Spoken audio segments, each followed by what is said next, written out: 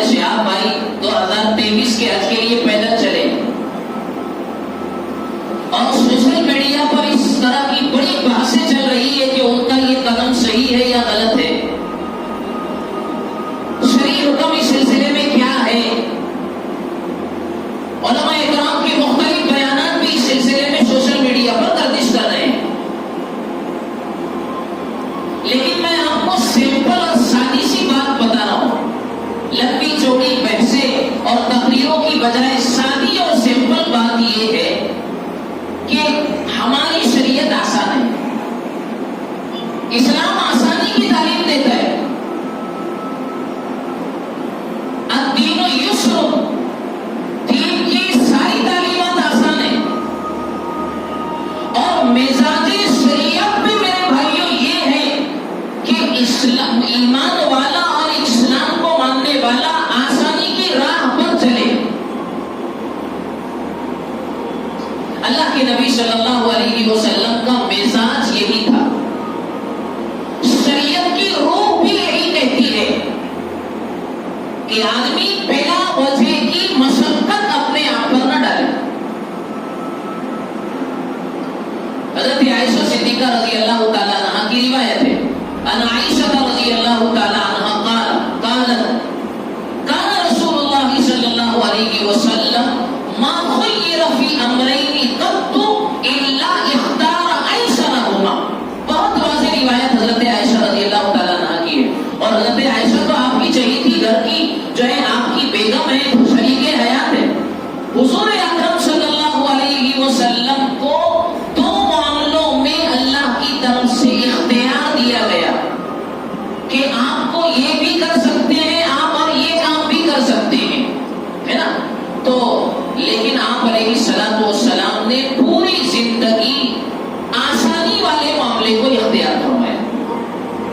آپ تو بڑے طاقتور تھے نا، جسم کے اعتبار سے بھی آپ بڑے طاقتور تھے، آپ ایمان اور روحانیت کے اعتبار سے بھی بڑے طاقتور تھے، لیکن اللہ کے نبی صلی اللہ علیہ وسلم نے اختار ایسرہما، دونوں میں جو آسان راستہ تھا اور جو آسان عمل تھا اس کو اللہ کے نبی نے استعمال فرمایا امت کی تعلیم کے واسطے۔ آپ تو کر سکتے تھے لیکن امت کی تعلیم کے لیے رسول اللہ صلی اللہ علیہ وسلم کے زمانے میں ایک خاتون نے پیدل حج کرنے کی نیت کر لی، منت مان لی جس کو کہتے ہیں، اور منت کا پورا کرنا بھی ضروری ہوتا ہے۔ اگر شرط یہ کہ صحیح کام کی منت ہو، غلط کام کی نہ ہو، کسی بدعت کی منت نہ ہو، خلاف شریعت کام کی منت نہ ہو، جائز معاملے کی منت اگر ہے اور وہ منت اگر پوری ہو جائے، اس کا کام پورا ہو جائے، تو ویسا کرنا اس کے لیے ضروری ہوتا ہے۔ قرآن کریم نے کہا ہے وَلْيُوفُوا نُذُورَهُمْ وَلْيَطَّوَّفُوا بِالْبَيْتِ الْعَتِيقِ، نذروں کو پورا کرو۔ منت مانی پیدل چلنے کی، آج پیدل کروں گی میرا فلاں فلاں کام ہو گیا۔ حضور اکرم صلی اللہ علیہ وسلم تک یہ بات جب پہنچی تو آپ نے فرمایا کہ اسے کہو کہ وہ سواری پر سوار ہو جائے، اس مشقت کو اپنے اوپر لینے کی اسے کوئی ضرورت نہیں ہے، اس سے جا کر کے کہو کہ وہ سواری پر حج کو جائے، پیدل نہ جائے۔ آپ صلی اللہ علیہ وسلم نے شریعت کا ایک مزاج اور اس کی روح بتا دی، لیکن بہرحال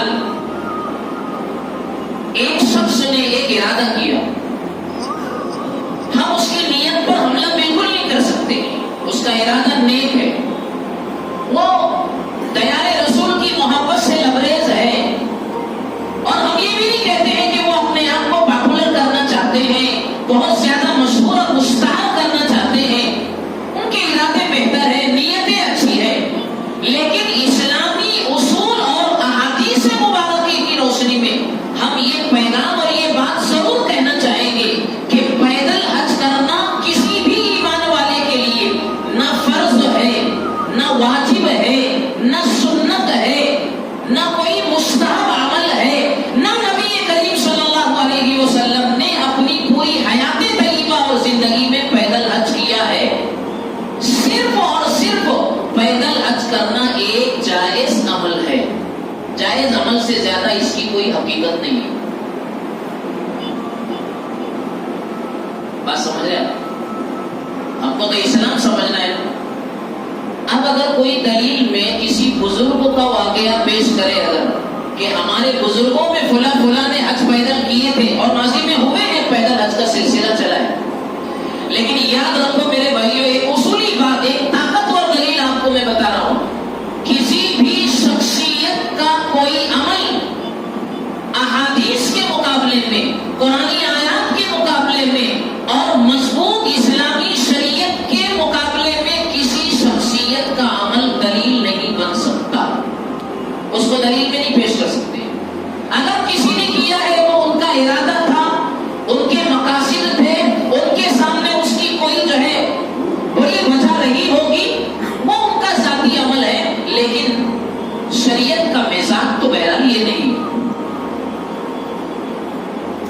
یہ بات تو کلیئر ہو گئی. اس لیے ہم دعا کرتے ہیں ہمارے شہاب بھائی کے لیے کہ اللہ تعالیٰ ان کے سفر کو آسان بنائے، جو ارادے ہیں انہیں ان کی منزل مقصود تک عافیت سے پہنچائے، ان کی راہ کی ہر تکلیف کو اللہ دور کرے اور نظر بد سے ان کی حفاظت فرمائے. لیکن ہمیں ہر موقع پر شریعت کی اصل روح کو سمجھنا بھی ضروری ہے. ایک صحابی کے متعلق اللہ کے نبی صلی اللہ علیہ وسلم کو معلوم ہوا کہ یہ رات بھر تہجد پڑھتے ہیں اور دن میں روزہ رکھتے ہیں. دونوں کام اچھے، تہجد پڑھنا، رات پر ساری رات نفلیں پڑھنا، کون اسے غلط کہے گا؟ تہجد کے راستے سے بندہ اللہ کے قریب ہوتا ہے. سب سے زیادہ اللہ تعالیٰ سے قریب ہونے کا راستہ اور موقع تو وہی ہے.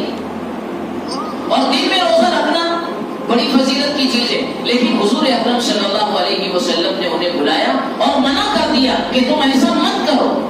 اور آپ نے فرمایا لِجَسَدِكَ عَلَيْكَ حَقًّا وَلِزَوْجِكَ عَلَيْكَ حَقًّا وَلِنَفْسِكَ عَلَيْكَ حَقًّا. تمہاری جان کا تم پر حق ہے، تمہارے جسم کا تم پر حق ہے، اس کو آرام دو، اور تمہاری بیوی کا بھی تم پر حق ہے، اپنی بیوی کے ساتھ تم جو ہے شب باشی کرو اور رات گزارو. حضور پاک صلی اللہ علیہ وسلم نے بالکل شریعت کے مطابق جو ہے گائیڈنس ان کی رہنمائی فرمائی.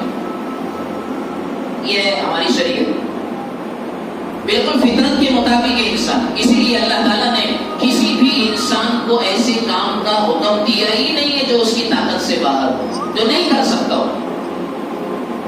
اس کے باوجود اگر کوئی ایسی مشقت اپنے اوپر لاتا ہے تو یہ اس کا ذاتی عمل ہے.